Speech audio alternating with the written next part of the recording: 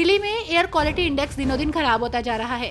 इस बीच दिल्ली के पर्यावरण मंत्री गोपाल राय ने ग्रेडेड रिस्पांस एक्शन प्लान के चरण 4 के प्रभावी कार्यान्वयन के तहत विभिन्न विभागों के विभागाध्यक्षों के साथ बैठक की। गोपाल राय ने इस बैठक में न केवल एक्शन प्लान को लेकर बात की, बल्कि प्रदूषण को नियंत्रित करने के लिए निर्देश भी दिए।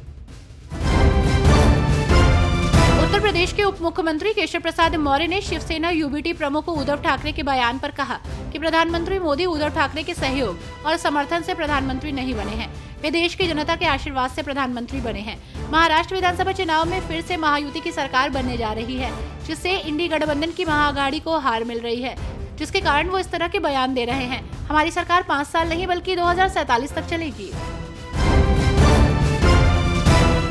आज उपचुनाव के प्रचार का आखिरी दिन था और ऐसे में नेताओं ने जमकर चुनावी प्रचार प्रसार किया। इस बीच केंद्रीय मंत्री मनोहर लाल खट्टर ने कहा कि प्रधानमंत्री जी ने हमारे सामने लक्ष्य रखा है, 2047 तक हमारा देश विकसित भारत बनना चाहिए।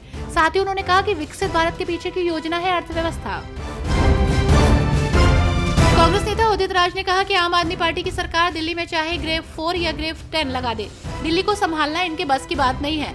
सरकार काम नहीं करती और आप और बीजेपी के झगड़े में दिल्ली की जनता का स्वास्थ्य खराब हो गया। दिल्ली को संभालना इनके बस की बात नहीं है। उन्होंने कहा कि दिल्ली की दूषित हवा को साफ करने के लिए सब ड्रामा कर रहे हैं, लेकिन वो अपने आप ही ठीक होगी। महाराष्ट्र और झारखंड विधानसभा के प्रचार का आज आखिरी दिन रहा। झारखंड विधानसभा चुनाव को लेकर सभी प्रत्याशी मैदान में अपना पूरा जोर लगा रहे हैं। आज शाम होते ही चुनावी शोर पूरी तरह से थम जाएगा। इस कड़ी में केंद्रीय मंत्री शिवराज सिंह चौहान ने झारखंड के पाकुड़ में बीजेपी प्रत्याशी के समर्थन में रोड शो किया। इस दौरान भारी संख्या में बीजेपी कार्यकर्ता शामिल हुए। रोड शो में पूरे जोश और उत्साह के साथ शिवराज सिंह चौहान नजर आए। शिवराज ने राज्य में भाजपा की सरकार बनाने के लिए मतदाताओं से समर्थन मांगा। मध्य प्रदेश के मुख्यमंत्री मोहन यादव कलीना प्रत्याशी अमरजीत सिंह की जनसभा में पहुंचे।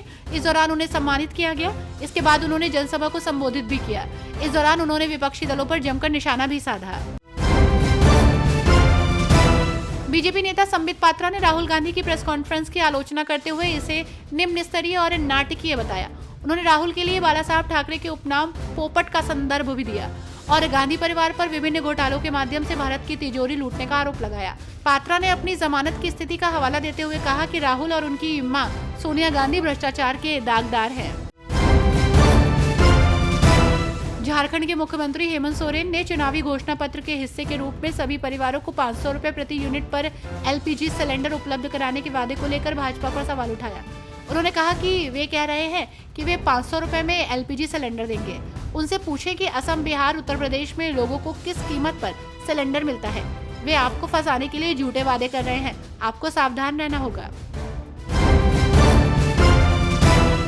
महाराष्ट्र चुनाव से पहले शिवसेना यूबीटी के प्रवक्ता आनंद दुबे ने बीजेपी पर हमला बोला और दावा किया कि उनका हिंदुत्व बीजेपी की तरह नकली नहीं है। उन्होंने ये भी कहा कि भाजपा डरी हुई है क्योंकि महाविकास अघाड़ी नेताओं की लोकप्रियता चरम पर है। उन्होंने कहा कि हमें गर्व से कहना चाहिए कि हम हिंदू हैं।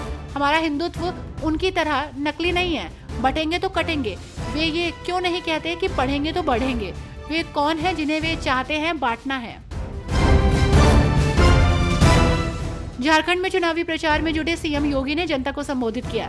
दरअसल झारखंड चुनाव में जनता के विकास के लिए भाजपा ने कई संकल्प लिए। सीएम योगी ने जनता को संबोधित करते हुए कहा कि जैसे ही झारखंड में सरकार बनेगी, एक तरफ इन घुसपैठियों को बाहर करेंगे और दूसरी तरफ 1.5 लाख सरकारी नियुक्ति का विज्ञापन भी जारी करेंगे।